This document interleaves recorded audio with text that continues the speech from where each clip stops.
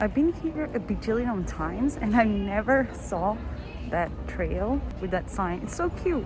Seoul Forest is literally one of those places that looks just magical, where a lot of people are enjoying their time. There are a lot of dogs and you can never go wrong if you are in a place with a lot of dogs. I was walking here and for some reason I thought about some of my recent experiences in terms of working in corporate, having a regular job, whatever that means. So yeah, I just want to share what my thoughts were while we are surrounded by these beautiful scenery. So in Korea, basically, at least in Seoul, it's hiring season, which means everyone is job hunting, everyone is moving, and everyone is having job interviews. I am part of this group in more than one aspect. Anyway, I had my fair share of job interviews here for both unconventional jobs, so let's say smaller companies, social media companies and such, as well as some bigger companies here. Some things that are very interesting about the hiring process in Korea, like compared to what I'm used to in Europe at least, and in Japan, because I can make a comparison with that as well, that basically in Korea, for job hunting and hiring in general, Koreans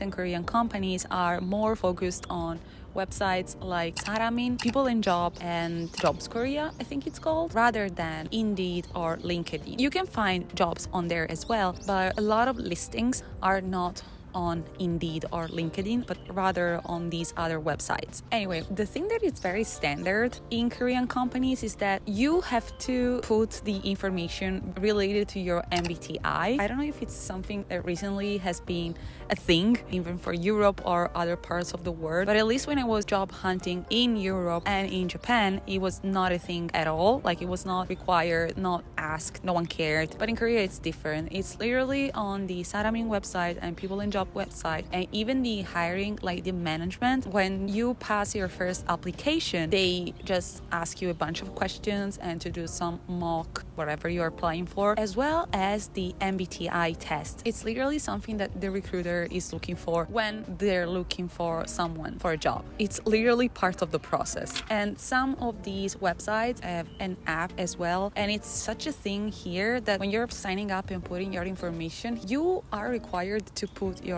MBTI or taking the MBTI built-in app. About the interview process, I feel like this video is more for me and for people who might feel like they don't fit in the corporate world, because that's how I felt when I was going through these job interviews. Like, the process was very standard. There was nothing wrong with the interviews and the companies and everything else. It's totally something that I felt and I realized after doing so many, probably it was a stressful month for me. So it was a lot of pent up emotion to process. But anyway,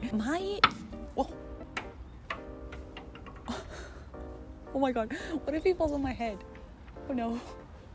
Anyway, so the interviews are very stereotypical. You know when you see those TikTok and you see that these people that says like, when a recruiter asks you, when a hiring manager asks you these questions, that's the answer they want to get. For the first time in my life, I thought that I should have watched more TikTok like that. I didn't realize it was actually a thing, not for the companies I was applying for. I don't know, it just felt very weird and standard and cold in a way. Like, I understand if some questions are part of the interview process because it helps a company making clarity about a candidate, but at the same time, some of the questions, they felt like math test. It's either that answer or you're not qualified enough.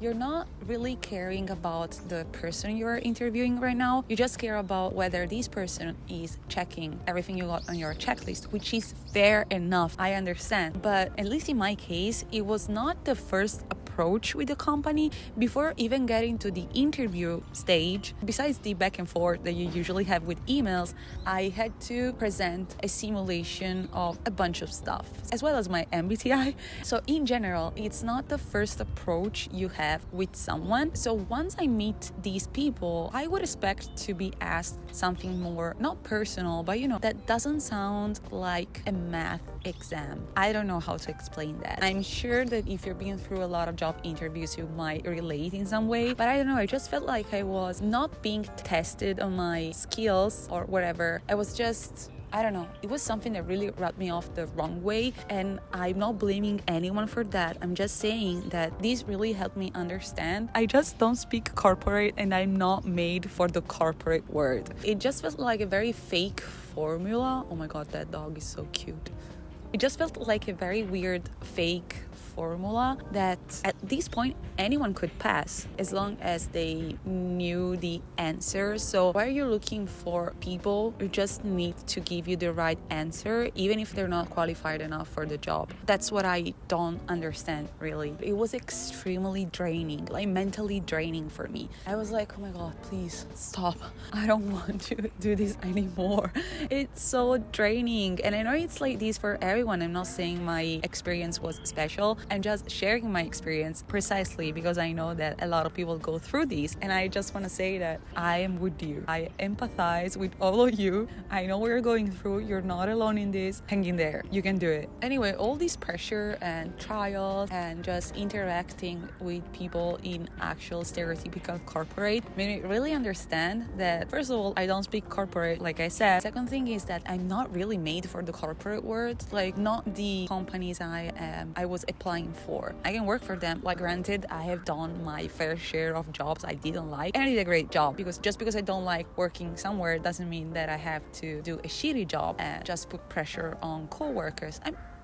Don't do that. Be a good person. That's another point. The thing is that I really think I'm meant to be an entrepreneur, but I don't mean having like 1,000 people working for me. Just want to be part of something that I truly believe in. And the thing is that I know it's possible. Going to this standard path made me understand even more clearly that I'm not made for the standard path. If I want to build something, I should build something with the right people. These concepts slowly formed into my mind. The people I follow that really inspire me are all entrepreneur, and they all share the idea that they have of a company, of being an entrepreneur, is what really shaped my mind and made me really realize that there is a different way, like a not standard, let's say, way to do this, and that it works. They're millionaires, so it's not like they don't know what they're doing. And at the same time, I was reading more financial, business related books, and everything just shaped my view on what I think it's something I would work for and people I would work with, versus what I realize it's what usually people should go for, are going for. I don't know, it just makes sense. Like, these people are making a business, scaling a business, building a community basically, and working with people who are not just employers but are people who share their mission, and they're doing great. And my knowledge on the subject, let's say, and the fact that I know some people who are where I want to be already following this business idea, just made me realize that that's probably a business idea I should go for. There is nothing wrong with that, and if anything, what's wrong, it's me applying for things I don't truly believe in, which is fair. I mean, not everyone can have their dream job like first hand. At least it was not my case, but I still have to pay my bills, and I still want to work. I don't want to be a workaholic for someone else, but I do want to meet people who have same interest potentially, or just be in a different environment. I don't know, I just know that I want to work in a reality. I want to work and build a company, a reality where, yes, the more skills-based aspect, it's important because that's how you just know who can do the job for you. But I also want to work with people that make me feel like I'm working with them and not for them, until I build my own company. So even a job interview that feels more personal, like you actually show interest in the candidate instead of just, I don't know, not even listening or pay attention and just trying to catch some keywords you might have on your checklist. That's what I'm saying. It feels a very detached way to interview someone and evaluate someone, while the actual purpose of having an interview is also to see the vibe of this person and if their attitude is something that your company can benefit from. I mean, if you have to ask these questions and you're looking for keywords, you should just ask this question via email. It's not worth bothering like getting all the way to the job interview. I don't know. For me, it doesn't make any sense, but I'm not a recruiter. So please, if any recruiter is watching this, can you enlighten me on the purpose of this, or just share your experience? please. The other thing is that while I was reading Principles by Ray Dalio, there is really this quote. I'm always referencing this book for some reason, but it's just that it's not just a book about business. It's a book about people and behaviors, and it's something that I really like. While I was reading Principles by Ray Dalio, there was this quote that really stuck in my head.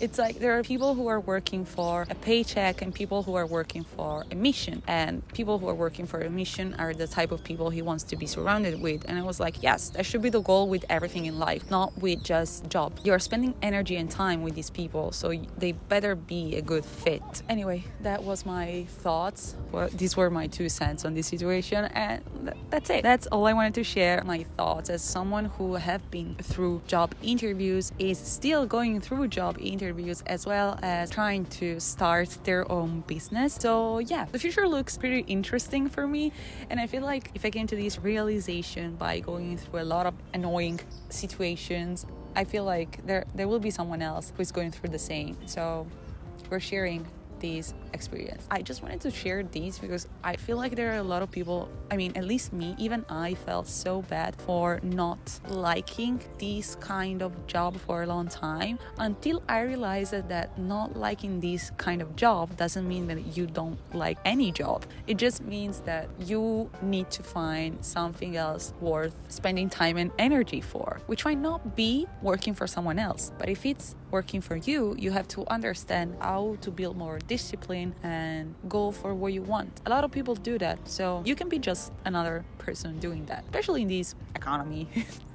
In this economy, a lot of people are doing this, especially in 2022. If anything, now, like today, compared to, 10 years ago, you have a blueprint. There are a lot of resources for free from people who made it, and they're sharing their knowledge. And the fact that knowledge is free to make billions, you should take advantage of that. And I'm rooting for you. Don't beat yourself up. It's not worth it. You're not meant to fit in. Maybe you are just meant to be aspirational. So don't try to dim your lights. Thank you for joining me in this beautiful place. I hope you like the fall setup, and I will see you next time. Bye bye.